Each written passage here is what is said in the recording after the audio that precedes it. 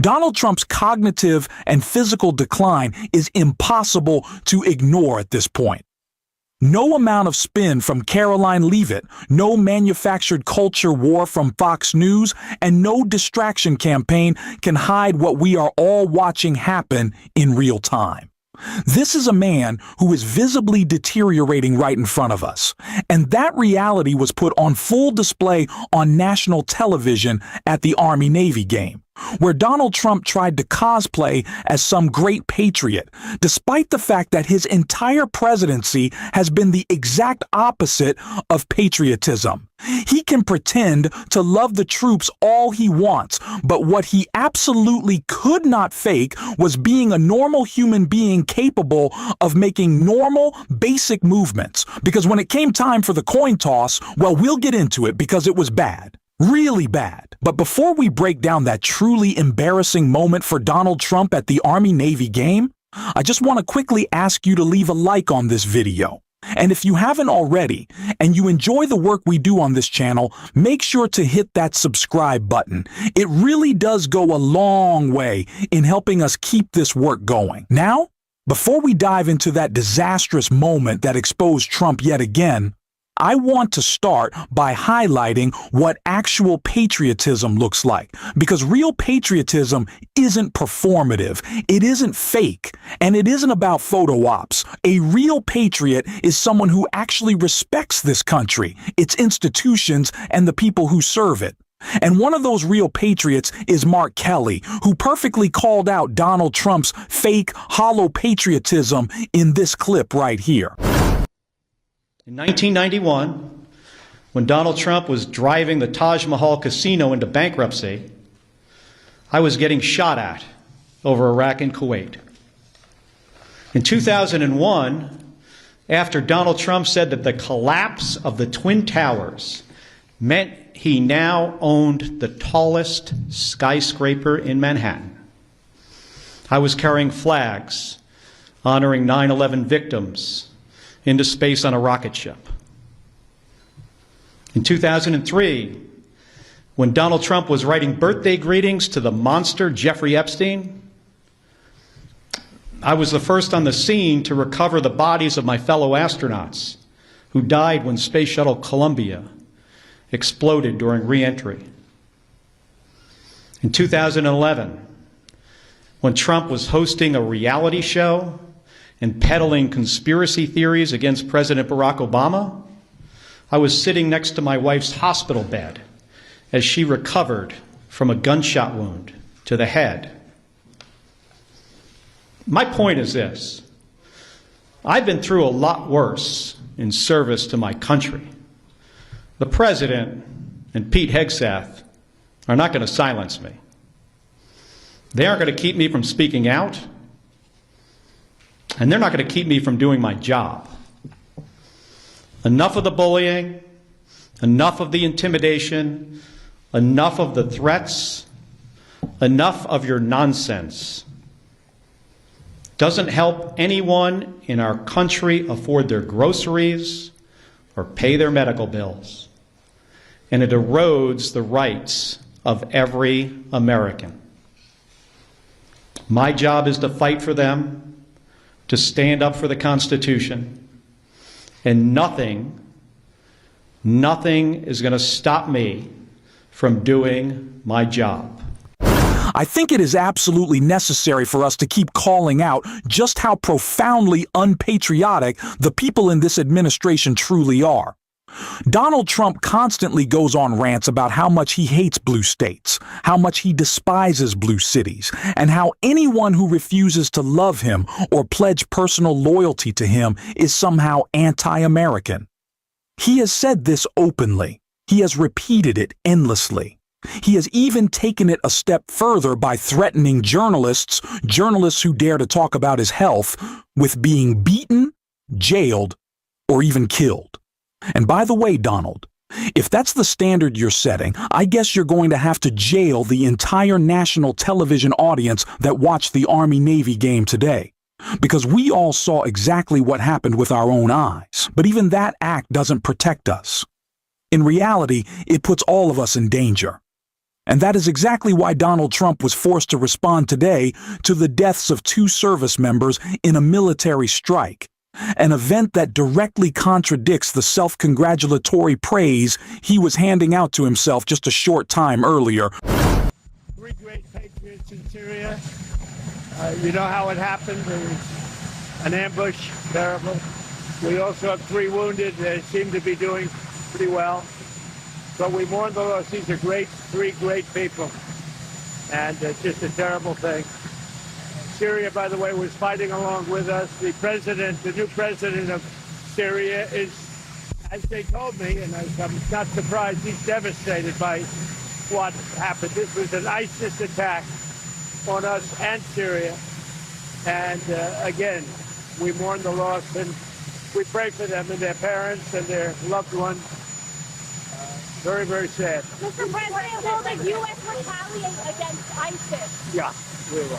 And will the U.S. forces are attacked again? You're going to be safe. And should the U.S. still be in? We will retaliate. Thank you very much. Remember when Donald Trump told us he beat ISIS, and then it was all over because he's so big and so strong and so tough, and because, Pete Hegseth runs around on stage with his pyrotechnics and he's got his little flag in his pocket. He's got a pocket square flag and he does fake pull-ups. So now we're all safe. Remember when we got that announcement? Just because Donald Trump pretends he's the big, strong, tough guy, that will keep us all safe. Well, no. The idiot in charge of our nukes and the drunk guy at the Pentagon are not keeping us safe. And it is an idiotic idea to think that they are or ever cared about our safety instead of just congratulating themselves and hoping that everyone else falls in line and heaping praise on the dear leader and pretending that Pete Hegseth isn't pissed drunk all the time. But that is what we have gotten, an administration that is fundamentally focused on stunts. Well, those stunts backfire sometimes, and that is exactly what happened at the Army-Navy game today when Donald Trump was tasked with something pretty easy, flipping a coin, and in his deteriorated state with his, jelly limbs, he couldn't even do that. Trump's no-flip coin toss at Army-Navy game stunts internet looked like a space alien wholly unfamiliar with the concept. Donald Trump found a new way to get the internet to flip out on Saturday by doing the ceremonial coin flip before the Army-Navy football game. But there was just one problem with it. The coin did not appear to rotate at all. It was, as Outkick's Clay Travis pointed out on Twitter, an unprecedented coin toss that doesn't appear to flip at all. Mr. President, would you do the honor?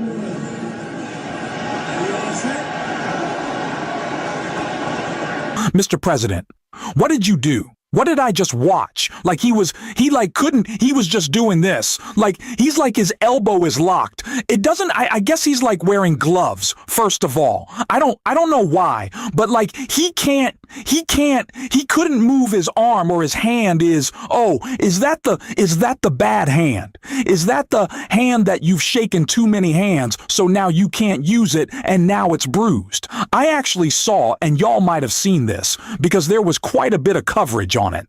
A congresswoman is now suggesting that Donald Trump might be on a certain dementia medicine that is put in through the hand, that it might be leaving a bruise when they put an IV in every other day, once a week, twice a week, whatever the number might be. But that's what's leaving the bruise. It could also contribute to his cankles, swelling, that Donald Trump could have more medical ailments that we haven't learned about, that drug requires some regular monitoring that could take the form of a scan, some imaging.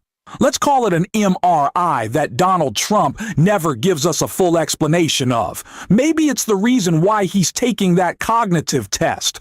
But this little that is not a man who is all put together.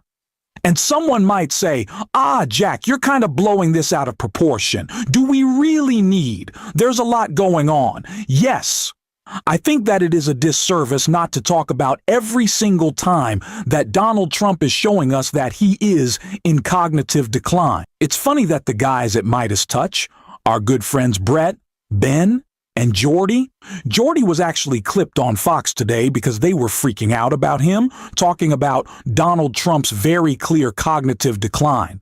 Fox had a whole freak out. The jury was saying, this guy is obviously dementia adult. He is obviously losing it more than ever. He is weak in the mind. He is weak in his body. He is weak politically, period. And Fox was furious. They're like the leftist Marxist communist Midas Touch podcast, and they were losing their minds. We should be talking about this all the time. Not only because the White House press corps doesn't really step up enough and asking these questions, but also because we know it drives Donald Trump crazy. It's been widely reported that this is something that really upsets him.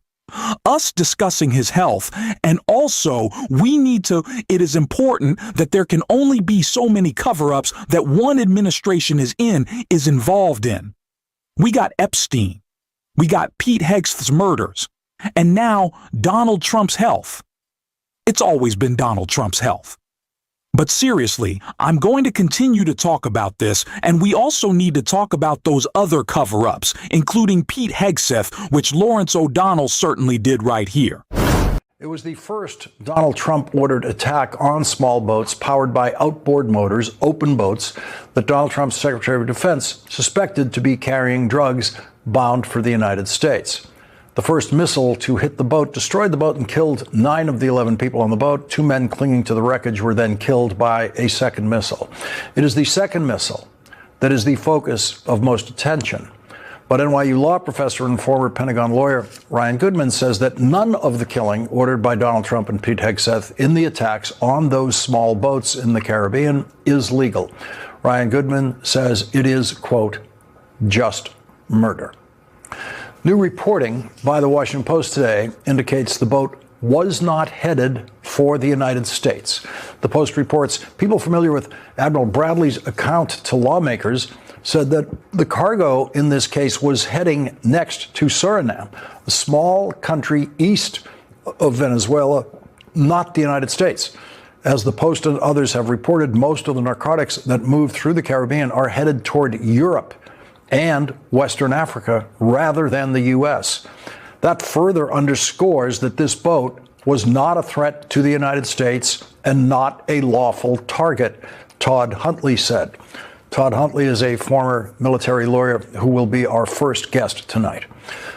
The Washington Post and the New York Times have new reporting today on how the decision was made to kill the 2 men who survived the first attack. The Post reports in the minutes after U.S. forces attacked a suspected drug smuggling boat near Trinidad, Admiral Frank M. Bradley, the commander overseeing the operation, faced a choice.